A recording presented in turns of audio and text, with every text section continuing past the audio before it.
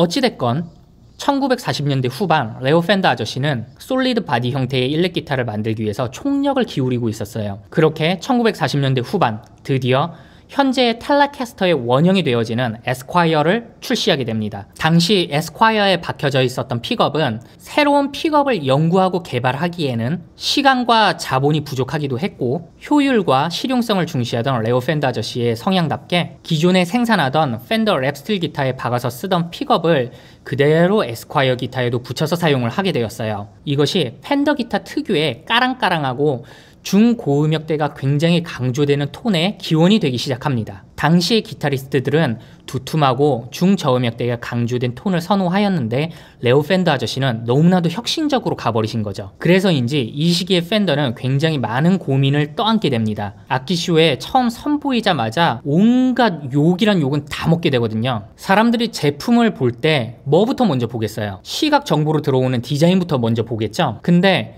펜더의 에스콰이어는 안 이뻤어요. 에스콰이어가 발전돼서 텔레캐스터가 된 것인데 솔직히 말을 해서 텔레캐스터 빠돌이가 아닌 이상 그 누가 텔레캐스터 디자인을 보고 와 이건 정말 뛰어난 디자인이야, 와 심미적으로 너무 아름다워 라고 누가 평을 하겠어요. 그 당시 사람들도 똑같았던 거예요. 보는 눈이. 심지어 펜더 에스콰이어가 처음 소개됐었던 그 악기쇼에는 깁슨의 신제품이었던 ES5도 같이 출시가 됐었던 시기예요. 텔레캐스터랑 상대 비교를 해서 때깔이랑 디자인을 봐봐요. 솔리드 바디를 이용을 해서 뭐 피드백이 없어지고 나발이고 디자인만 봐도 그 누구나 깁슨 거 사고 싶지 않겠어요? 가격이 비슷하다는 전제 하에. 그리고 여기에 제품 결함적 요소로 단풍나무로 되어진 넥이 습기가 많은 날씨가 되면은 뒤틀리는 이슈가 있었어요. 보통 트러스 로드라고 해가지고 넥 가운데에 철심이 들어가게 돼요. 그래서 습기가 적어지거나 많아져서 넥이 휘어질 때 트러스 로드라는 철심을 돌려서 다시 연주하기 쉽게끔 일자로 평평하게 만들어주는 역할에 철심이 들어가게 되는데 1940년대 펜더는 넥 가운데로 철심을 박아 넣어서 줄의 텐션을 견뎌주면서 튜닝의 안정성까지 확보할 수 있는 기술력이 없었던 회사예요. 그렇기 때문에 이 당시에 생산되어진 에스콰이어는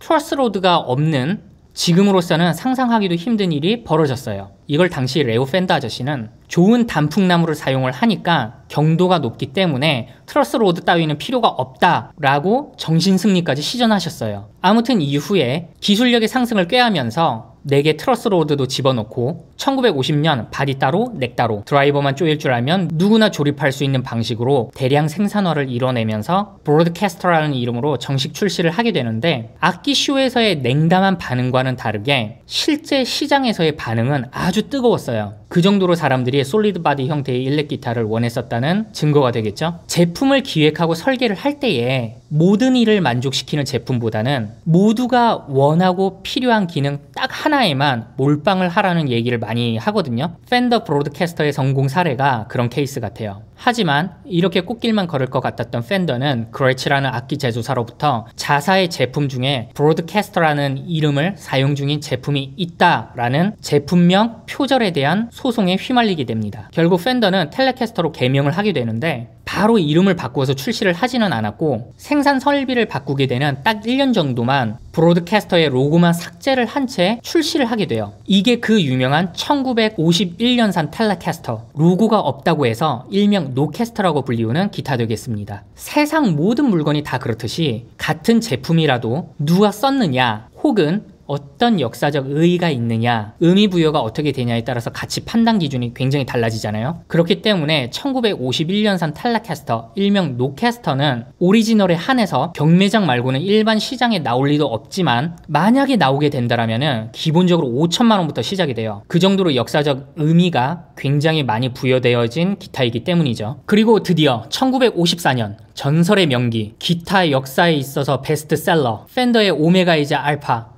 펜더 스트라토캐스터가 등장하게 됩니다. 스트라토캐스터는 기존 텔레캐스터의 성공을 발판으로 텔레캐스터가 시장으로부터 들어온 문제점들을 보완하고 연구해서 내놓은 역작이었어요. 이게 당시에 얼마나 혁신적인 기타였냐면은 다른 기타 제조사들이 프론트와 리어 이렇게 두 개의 픽업만 달고 나올 때에 펜더 스트라토캐스터 같은 경우에는 가운데 픽업도 톤의 가변성을 위하여 박아 넣었어요. 그리고 인체공학적인 컨투어 디자인, 이런 부분이 이제 깎여져 있죠. 이렇게 몸에 밀착하기 쉽도록. 그리고 기타 줄의 수평과 수직 조절이 가능한 브릿지, 이 부분의 브릿지 핀을 조절해서 이렇게 올릴 수도 있고, 이 뒤편의 볼트를 조절을 해서 브릿지를 높일 수도 있고 당길 수도 있고, 그리고 헤드가 일직선으로 곱게 뻗어져 있기 때문에 튜닝의 안정성을 꾀했어요. 헤드 디자인으로 생기는 튜닝 불안정성에 대한 이야기는 저의 다른 영상인 깁슨 레스폴 튜닝 불안정성에 대한 이야기를 보시면 되겠습니다. 그리고 타 브랜드 기타들에 비하여